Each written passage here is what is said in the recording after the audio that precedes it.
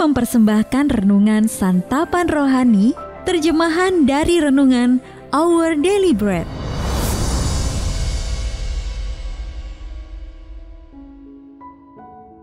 Untuk menerima notifikasi video baru kami, silakan tekan tombol subscribe dan tanda lonceng di bawah ini. Sahabat ODB, pembacaan Alkitab hari ini terambil dari Kisah Para Rasul, pasal yang ketiga ayat yang ke-15 sampai dengan ayat yang ke-24. Kisah Para Rasul pasal yang ketiga, ayat yang ke-15 sampai dengan ayat yang ke-24. Demikianlah ia, pemimpin kepada hidup, telah kamu bunuh. Tetapi Allah telah membangkitkan dia dari antara orang mati. Dan tentang hal itu, kami adalah saksi. Dan karena kepercayaan dalam nama Yesus, maka nama itu telah menguatkan orang yang kamu lihat dan kamu kenal ini, dan kepercayaan itu telah memberi kesembuhan kepada orang ini di depan kamu semua. Hai saudara-saudara, aku tahu bahwa kamu telah berbuat demikian karena ketidaktahuan, sama seperti semua pemimpin kamu.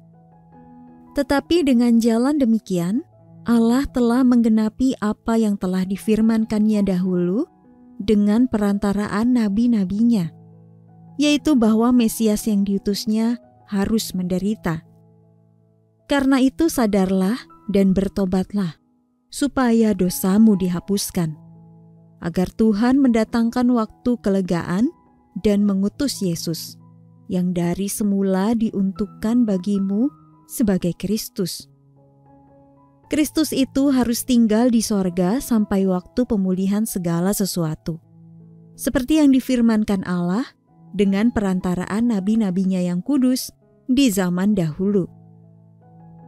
Bukankah telah dikatakan Musa, Tuhan Allah akan membangkitkan bagimu seorang nabi dari antara saudara-saudaramu, sama seperti aku.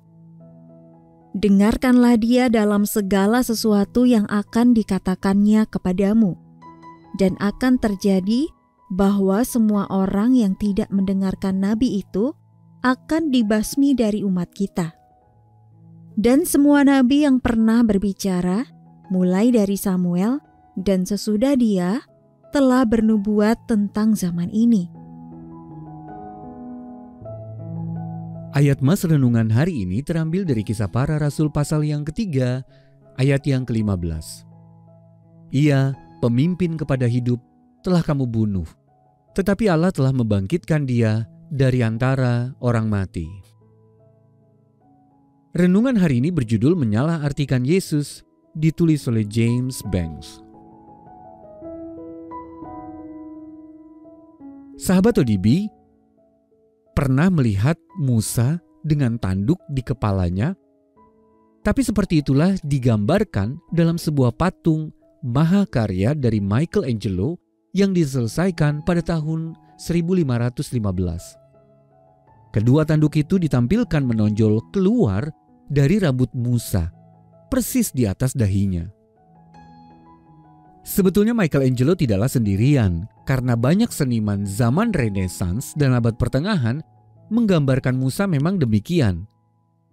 Mengapa? Itu karena terjemahan kitab suci Ibrani dalam bahasa Latin pada zaman itu yang menerangkan bagaimana wajah Musa berkilauan cahaya setelah berada dalam hadirat Allah.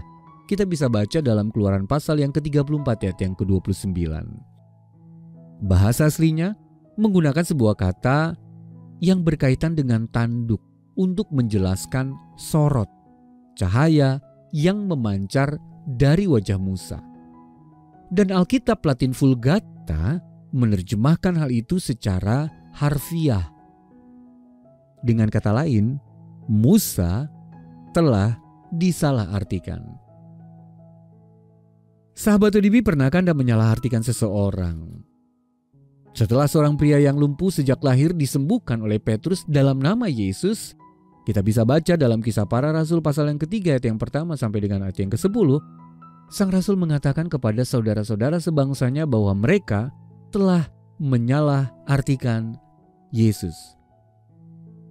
Ia, pemimpin kepada hidup, telah kamu bunuh, katanya dengan penuh ketegasan. Tetapi Allah telah membangkitkan dia dari antara orang mati.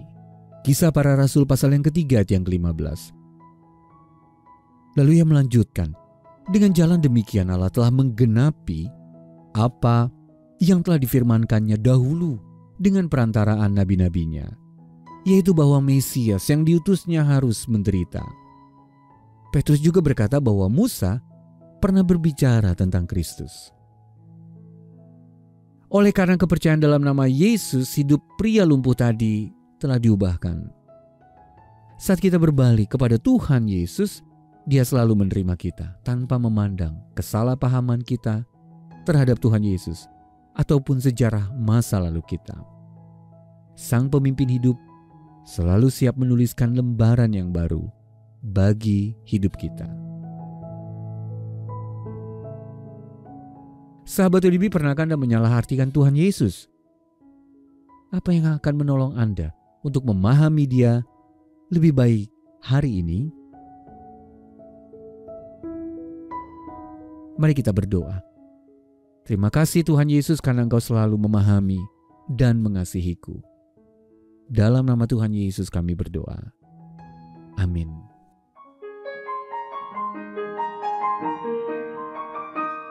Terpujilah nama Yesus, malaikat bersujud memuji namanya, sembahkan mahkota mulia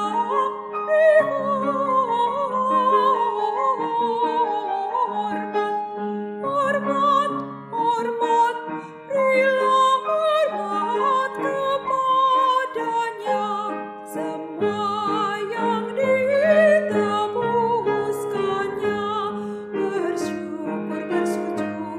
bersyukur bersujud, anugerahnya selamatkanku,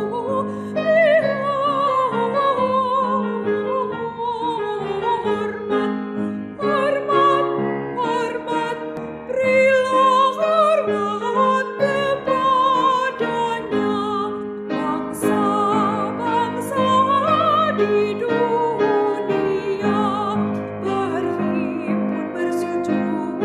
berhimpun bersujud, pandanglah hormat mulianya, hormat, hormat, berilah hormat kepadanya. Bersamamu umat di surga, bertelut bersujud,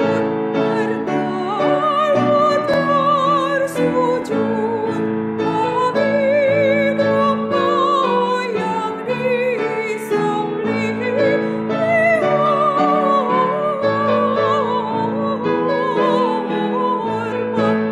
Hormat, hormat, berilah hormat kepadanya.